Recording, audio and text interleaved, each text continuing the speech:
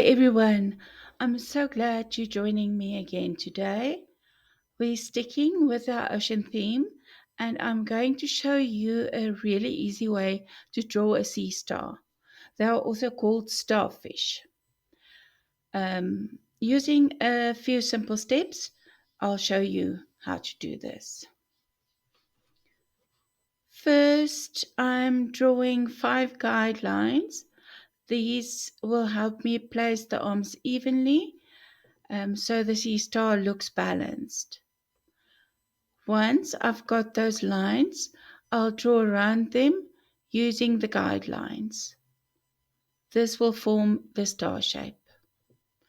Another method you can use is with a compass.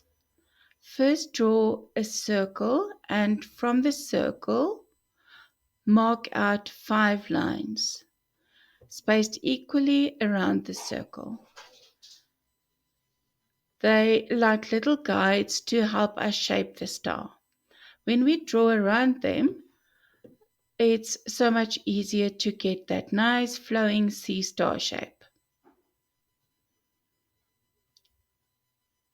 I'm painting mine orange today, but you can feel free to choose any color you like. Sea stars come in so many colors: orange, red, purple, yellow, even bright blue.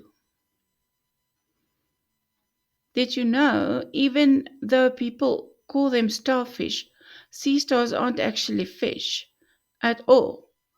They belong to a group called echinoderms, which mean they have spiny skin. Under their arms, they have tiny suction cups that help them move along the seafloor and hold onto rocks. Those little feet are pretty strong.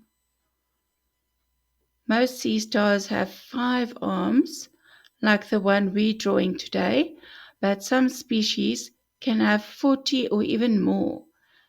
And there are around 2,000 different types of sea stars living in oceans all over the world. It's actually amazing how much variety God placed in creation, even under the sea. That reminds me of one of my favorite Bible verses, and also our verse for today. It's from Lamentations 3, verse 22 to 23. It says, "Because of the Lord's great love, we are not consumed. His compassions never fail. They are new every morning. Great is your faithfulness." Just like the sea star holds on tight with those little suction cups, we can hold on to God's love. His mercy never runs out, and every day is a fresh start.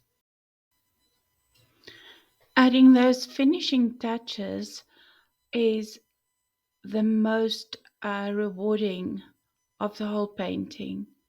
We started with those negative space circles and we worked color in around them, and then we layer and layer until we finally get the effect we want. So I am almost finished with the painting. I hope you enjoyed this lesson and you will join me for the next one.